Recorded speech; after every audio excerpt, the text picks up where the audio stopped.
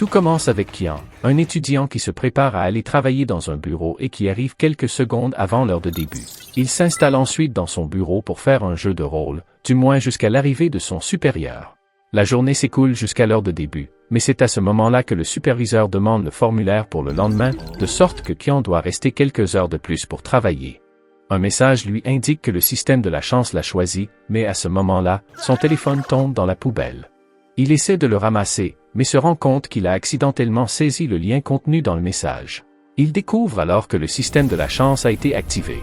Le lendemain, il se réveille et constate que ses colocataires s'en vont. Soudain, un écran apparaît et une créature se présentant sous le nom de Richesse tape lui expliquant qu'il pourra augmenter son argent grâce au système de fortune et lui donne donc 50 000 yuan.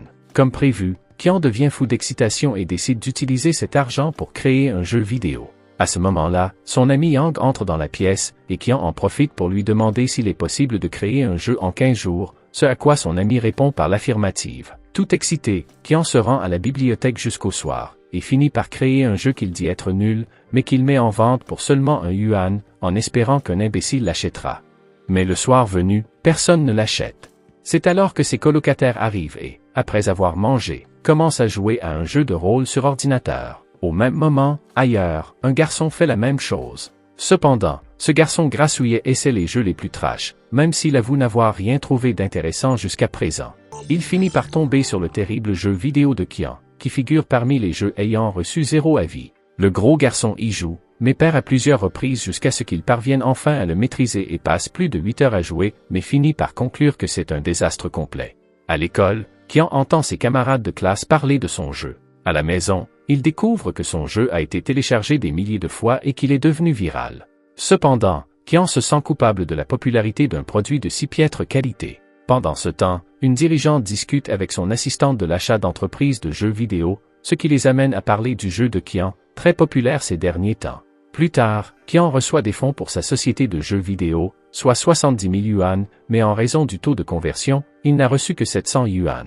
Il n'est pas content, car il aimerait gagner de l'argent pour le dépenser, mais à ce rythme, il n'en aura jamais. Il rentre chez lui et voit son ami Yang, mais réalisant sa stupidité, qui pourrait lui faire perdre les milliers de yuan qu'il possède, Qian finit par lui parler de son entreprise, des bénéfices et du fait que c'est lui qui a créé cet horrible jeu, disant qu'il a maintenant besoin de son aide pour lancer un nouveau titre. Yang est enthousiaste et accepte, il achète donc immédiatement plusieurs livres pour apprendre à programmer, mais il ne lit pas une seule page et s'endort, ce qui réjouit Qian, qui sait qu'à ce rythme, il perdra les 300 000 yuan de bénéfices qu'il a réalisés avec ce jeu, et que s'il les perd, il pourra les utiliser à des fins personnelles. Ils commencent donc tous deux à chercher un créneau pour jouer, et Qian choisit les jeux de cartes pour téléphone. Pendant ce temps, le directeur informe le président du nouveau jeu, ce qui suscite de plus en plus d'intérêt pour l'entreprise supposée de Qian.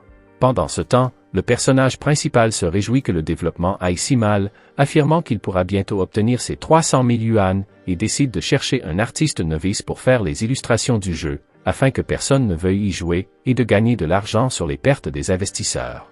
Plus tard, Qian déjeune avec son ami de l'école, qui suggère de transformer tous les personnages en femmes, proposition que Qian rejette immédiatement, car cela a déjà été fait et a été couronné de succès. Après le repas, Yang suggère d'engager un artiste célèbre, ce que Qian exclut, car cela pourrait promouvoir le jeu. Il dit donc à son compagnon qu'il vaut mieux que ce soit un artiste inconnu. Qian suggère un certain Ruan et, après une explication quelque peu ambiguë, Qian parvient à convaincre Yang. Il parle à Ruan, à qui ils offrent une grosse somme d'argent pour dessiner les personnages. À la fin de l'appel téléphonique, Qian commence à acheter la partie technique du jeu, comme le code et l'interface, mais choisit tout ce qui provient d'un jeu de cartes qui a été un échec. D'autre part, Ruan et ses amis se réunissent pour parler de la conception des personnages, mais ils ne comprennent pas la liste des exigences, ce qui laisse penser qu'il pourrait s'agir d'une arnaque. Cependant, Ruan leur dit que Qian a déjà effectué le transfert et qu'ils doivent donc faire du bon travail en y mettant toute leur créativité. Les gars se mettent à travailler comme des fous pour faire le meilleur travail possible et envoient le tout à Yang, qui en parle à Qian, mais celui-ci délègue tout à son ami, sûr que ça va mal se passer. Le lendemain, il se réveille et parle à Yang, qui lui annonce que son jeu de cartes sera présenté au public ce jour-là, ce qui enthousiasme Qian, qui, grâce à cet échec, pourra avoir ses 300 000 yuan sur son compte personnel. Yang est en train de jouer avec ses amis dans la chambre quand Qian apparaît en colère. Yang dit que Ruan a fait du bon travail, ce qui surprend Qian, qui réalise que le jeu pourrait être un succès. Qian maudit la situation et frappe un arbre, se blessant à la main.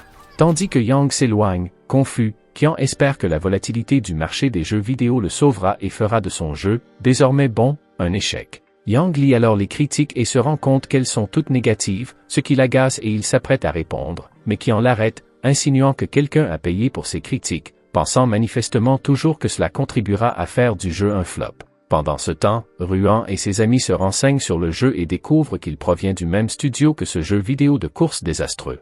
Ils supposent également qu'il doit être en phase de test car l'interface et tout le reste sont très simples. Cependant, Ruan passe la nuit à tester le jeu et se rend compte qu'il n'est pas si mauvais que ça, car son art se démarque beaucoup. Le lendemain, Ruan appelle Yang pour lui demander s'il prévoit d'ajouter d'autres objets, car il n'y a qu'un seul article à acheter dans la boutique. Le garçon lui répond que Qian a dépensé tout son argent dans ce jeu.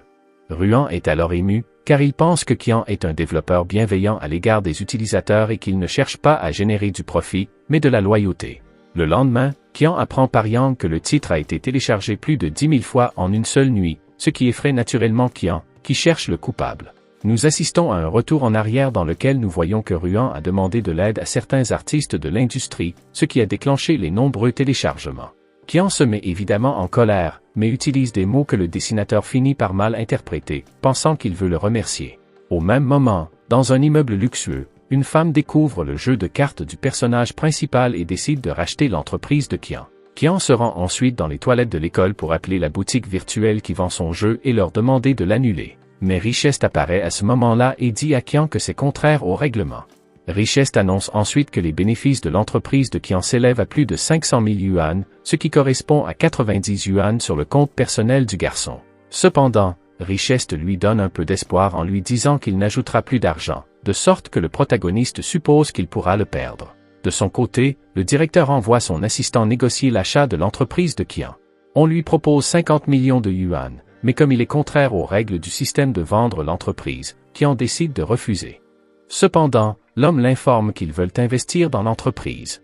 D'autre part, Qian dîne avec un ami, mais lorsque l'addition arrive, il ne sait pas s'il peut payer avec l'argent de l'entreprise, alors il sort pour demander à Richest. Yang reste et se fait attacher par la serveuse, car il a l'intention de partir sans payer. Cependant, le système autorise Qian à comptabiliser les dépenses de ce dîner comme des dépenses professionnelles.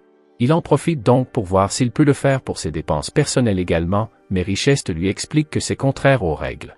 Il retourne donc au restaurant et dit qu'il peut payer. Qian pense que c'est une excellente idée et se met à embaucher des personnes pour jouer à de meilleurs jeux, mais son objectif est toujours de perdre de l'argent auprès des investisseurs. C'est donc avec cet objectif en tête qu'il se rend dans une agence. Une fois sur place, le type qui les reçoit les traite mal, mais change d'attitude lorsqu'il apprend que Qian peut payer un salaire de 400 000 yuan. L'homme propose deux options, l'une comme assistant et l'autre comme consultant pour l'entreprise, et Qian choisit la première, car il ne veut pas améliorer son entreprise.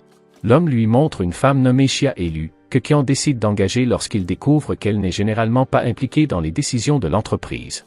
Il quitte ensuite la pièce et surprend une fille nommée Li Wan en train de parler du jeu de cartes du personnage principal, et lui dit de ne pas perdre son temps avec ce jeu, car ce titre est ennuyeux. Ce qui énerve Li Wan, qui prétend que le but de ce jeu n'est pas d'être rentable, mais de perturber et d'innover sur le marché, ce que Qian nie. Après le départ de Qian, le représentant de l'agence demande à Li Wan pour quelle entreprise elle souhaite travailler. Elle répond qu'elle veut développer des jeux pour l'entreprise Tangda. C'est alors que l'homme de l'agence lui dit que le jeune idiot à qui elle parlait est le propriétaire de Tangda. Elle part donc à sa recherche, mais le voit partir en taxi. Plus tard, le protagoniste rencontre sa nouvelle assistante, Xia Lu, et lui dit que les problèmes de l'entreprise ne seront pas son travail, car sinon il pourrait l'améliorer. Plus tard, Xia lui montre une liste de choses pour le bureau et veut dépenser 2 millions de yuan, mais le système lui dit que c'est trop, et le protagoniste finit par en utiliser 800 000. L'entreprise s'équipe et son assistant lui loue un appartement à proximité, qui est également payé par l'entreprise. Qian est ravi, car il va perdre plus de 300 000 yuan par mois pour payer le loyer. Xia arrive et lui montre un contrat pour l'embauche de personnel, mais il en retire certaines parties pour ne pas faire des employés des privilégiés. Mais elle lui dit que s'il enlève cela, ils ne pourront plus faire de jeux vidéo, alors Qian déclare qu'il choisira les travailleurs et négociera les salaires. Qian se rend toutefois compte qu'il ne pourra pas perdre rapidement de l'argent avec Yang, et il se met donc en quête de quelqu'un d'autre ayant les mêmes compétences. Il se rend rapidement dans un cybercafé, où il impressionne tout le monde par sa présence. Il demande immédiatement si Bao Shu est là et va le voir. Le garçon a été renvoyé de l'école pour avoir échoué dans de nombreuses matières. Il travaille dans un cybercafé depuis 3 ans et son seul passe-temps est de jouer à des jeux vidéo presque toute la journée. Kian est donc certain que s'il l'engage, les pertes seront monumentales. Kian lui accorde une avance sur son salaire, lui demandant essentiellement s'il n'aimerait pas concevoir quelque chose de son cru, même s'il sait que Bao Shu ne sait rien faire de tout cela. Comme prévu, Bao Shu finit par accepter, et Kian lui demande de prendre un bain, d'acheter des vêtements et de se rendre à son entreprise pour commencer. Le lendemain, Kian se prépare à embaucher de nouveaux employés et se rend au bureau. Il mentionne qu'il utilise sa pause déjeuner pour l'entretien et qu'il souhaite changer d'entreprise parce qu'il devient chauve à cause du stress. Au milieu du bureau apparaît son supérieur, qui a également laissé son CV. Il le salue et lui dit qu'il doit lui remettre les plans lui-même. Kian entre dans l'ascenseur, où un nouveau commande qu'il ne s'attendait pas à ce que Kian soit le propriétaire de l'entreprise lorsque les réceptionnistes l'ont accueilli. Kian passe bientôt un entretien et, au vu du CV du garçon, l'engage, car il n'a fait que des courses et n'a pas d'expérience dans la fabrication de jeux vidéo. Plus tard, Kian reçoit la fille d'avant, Li Wan, qui veut travailler pour lui car elle pense qu'il a une mentalité différente puisqu'il ne veut pas tirer profit des jeux. Xia lui dit des choses sur la fille qui dégoûterait n'importe qui, alors Kian l'engage parce qu'elle est parfaite pour Tangda. Les employés de l'entreprise de Kian sont curieux de savoir où se trouve leur patron, car ils n'ont pas reçu de travail depuis qu'ils ont été embauchés et on leur a dit de se contenter de jouer à des jeux. Ils veulent savoir pourquoi Kian n'a pas été vu pendant tout ce temps, et ils pensent que c'est parce qu'il a des réunions importantes. Cependant, ils s'aperçoivent que Kian est chez lui en train de manger de la pastèque. Il a alors une idée, celle de produire lui-même un titre, puisque la plupart d'entre eux sont des flops. Il soumet donc son idée à Li Wan et aux autres, qui sont ravis de pouvoir enfin faire quelque chose. Ensuite, Kian prend Bao Shu et la recrue de la dernière fois, que nous appellerons Mudan, pour l'aider à concevoir le jeu. Il leur donne de nombreuses idées, mais elles pourraient toutes nuire au développement du jeu, ce que Mudan remarque, mais Kian l'incite à suivre cette voie, en disant que le projet sera certainement un succès entre ses mains.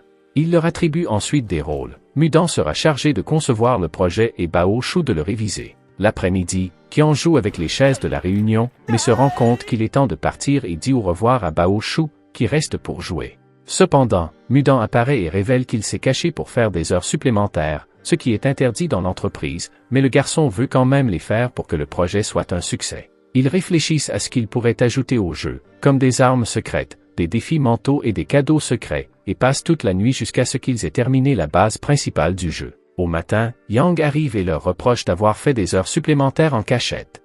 Quel jeu vidéo aimeriez-vous créer? Écrivez-le dans les commentaires.